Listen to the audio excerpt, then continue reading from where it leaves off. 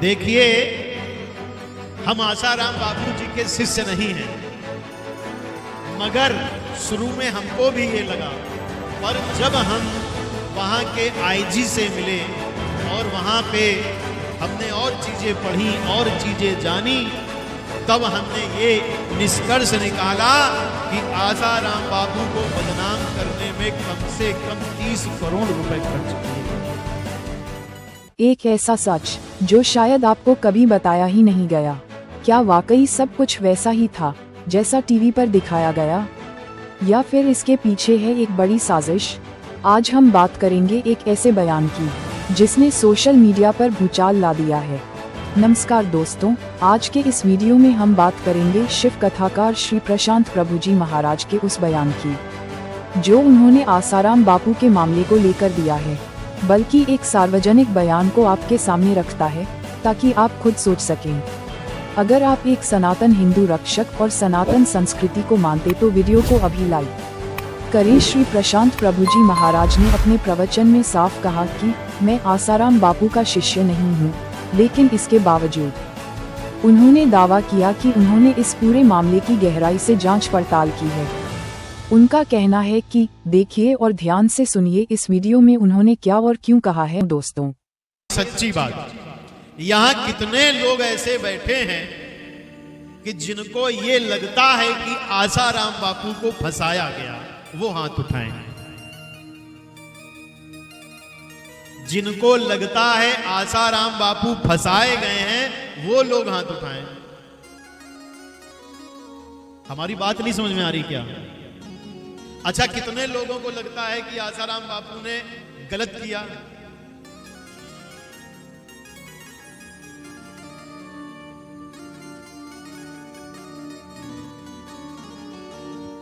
देखिए, हम आसाराम बापू जी के शिष्य नहीं हैं, मगर शुरू में हमको भी ये लगा, पर जब हम वहाँ के आईजी से मिले और वहाँ पे हमने और चीजें पढ़ी और चीजें जानी, तब हमने ये निष्कर्ष निकाला कि आसाराम बापू को बदनाम करने में कम से कम 30 करोड़ रुपए खर्च किए गए। जिस लड़की ने आरोप लगाया डॉक्टरी में सब निगेटिव था, कुछ भी पॉजिटिव नहीं था। आसाराम बापू ईसाई मिशनरीज के खिलाफ लड़ते रहे और हम हिंदू इतने मूर्ख हैं कि हम तो ये सोचते हैं टीवी में जो कह दिया वो सच है। अच्छा, तुम लोग बताओ, तुम्हारे पिता की उम्र 65 साल है, तुम्हारे सगे बाप की उम्र 65 साल है, तो क्या तुम ये सपने में भी सोच सकते हो कि तुम्हारे 65 साल के पिताजी बलात्कार करेंगे?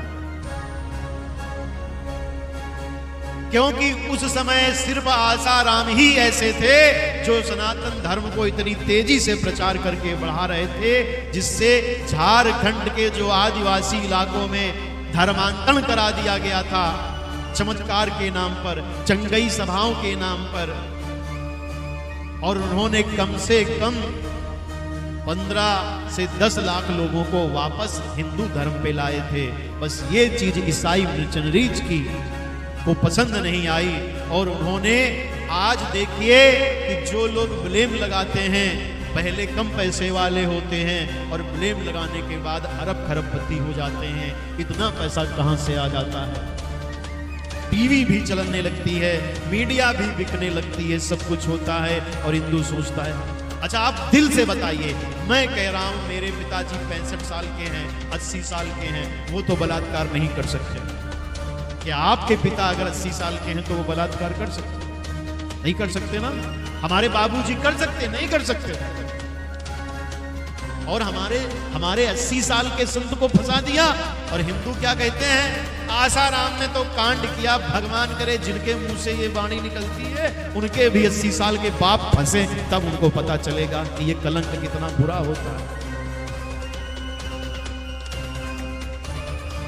मैं आप हिंदुओं से कह रहा हूं, अभी केरल में एक पादरी के ऊपर 5 ननों ने आरोप लगाया और वो पादरी सिर्फ 40-45 साल का है, उसको पुलिस ने जेल तक नहीं भेजा।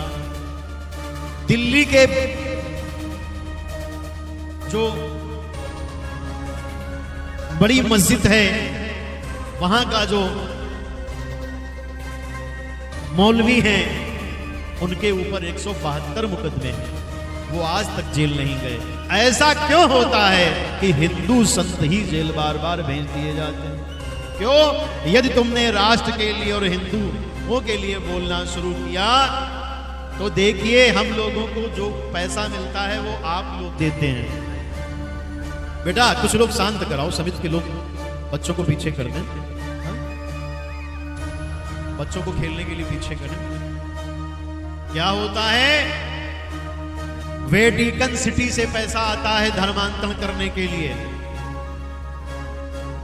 जिनको लगता है हमको मुस्लिमों का वोट मिलेगा, उनके पास शेखों के पास से पैसा आता है, ईसाइयों के पास से, अमेरिका से पैसा आता है। हम लोगों के पास क्या पैसा आता है? आप लोग देते हो तो आता है। और हमारे काशी विश्वनाथ मंदिर में सरकार ने 350 रुपए की टिकट ऊपर से लगा दी है। सरकार साल में 1 लाख करोड़ रुपया हिंदुओं के मंदिर से कमाती है, मगर हमारे जैसे आचार्यों को, ये जो बालक बैठे हैं जो बीएचयू में पढ़ते हैं, ये जब शास्त्री बन के निकलेंगे ना तो इनको कोई सरकार पैसा नहीं देती। मगर आपके मस्जिद में जो मौलवी हैं उनको 17,000 रुपया महीना कांग्रेस के पीरियड में ये कानून बना दिया कि मौलवियों को तनख्वाह मिलेगी। मौलवियों को इस हिंदुस्तान में 17,000 रुपए तनख्वाह मिलती है, मगर किसी भी मंदिर के किसी भी पंडित को कोई सरकारी नौकरी, कोई सरकारी पैसा नहीं मिलता। अगर मिलता है तो आप लोग जो चढ़ाते हैं बस वही मिलता। दोस्तों, ये बातें श्री प्रशांत प्रभु जी महाराज के व्यक्तिगत विचार और दावे हैं। श्री प्रशांत प्रभु जी महाराज का मानना है कि ये पूरा मामला सनातन धर्म को कमजोर करने की एक बड़ी साजिश हो सकता है। वे लोगों से अपील करते हैं कि किसी भी संत या व्यक्ति पर लगे आरोपों को बिना खुद सोचे समझे, आंख बंद करके सच न माने। अब सवाल आपसे है दोस्तों, आप इस पूरे विषय को कैसे देखते हैं? क्या ये सिर्फ एक कानूनी मामला है या इसके पीछे कोई और कहानी भी हो सकती है? अपनी राय कमेंट सेक्शन में जरूर लिखिए। अगर वीडियो जानकारी पूर्ण लगे तो लाइक, शेयर और सब्सक्राइब करना न भूलें।